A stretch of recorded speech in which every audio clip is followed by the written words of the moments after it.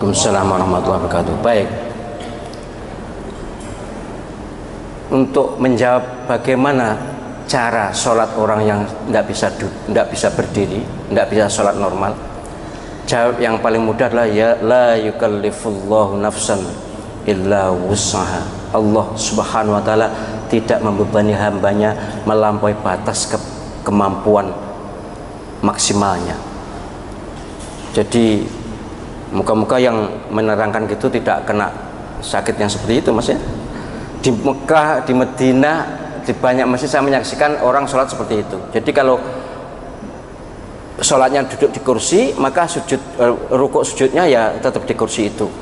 Ada juga yang sholatnya di kursi, ketika berdiri kemudian kita rukuk dia duduk di kursi, kemudian sujud kemudian duduk di kursi.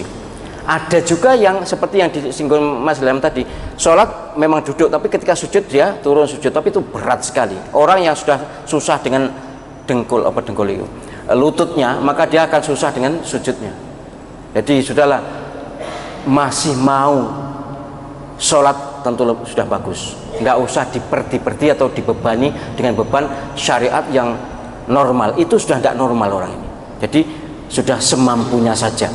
Dalam perspektif fikih sah, karena memang ya sholat itu semampunya, sebisanya. Nah kalau misalnya dia sebenarnya bisa sujud tapi berat, ya namanya berat kan, la yukallifullahu nafsan illa wus'aha yuridullahu bikumul yusra wala yuridu bikumul usra. Ini yang dawuh Gusti Allah sendiri, dan banyak ayatnya, bukan hanya ini, banyak sekali ayat yang terkait tentang bagaimana pelaksanaan agama itu. Allah SWT menghendaki yang mudah dan tidak menghendaki yang susah. Jadi moga-moga ya beliau yang menyampaikan itu sadar bahwa ucapan beliau adalah didengar umat, dan umat tentu akan menderita kalau mendapatkan fatwa yang berat begitu. Saya tidak mendoakan jelek untuk yang ceramah itu, tapi yang ceramah itu teman-teman, kalau Gusti Allah diberi pelajaran untuk tidak bisa sholat secara normal, susah nanti. Jadi sekali lagi, semua sholatnya umat Islam ini sah.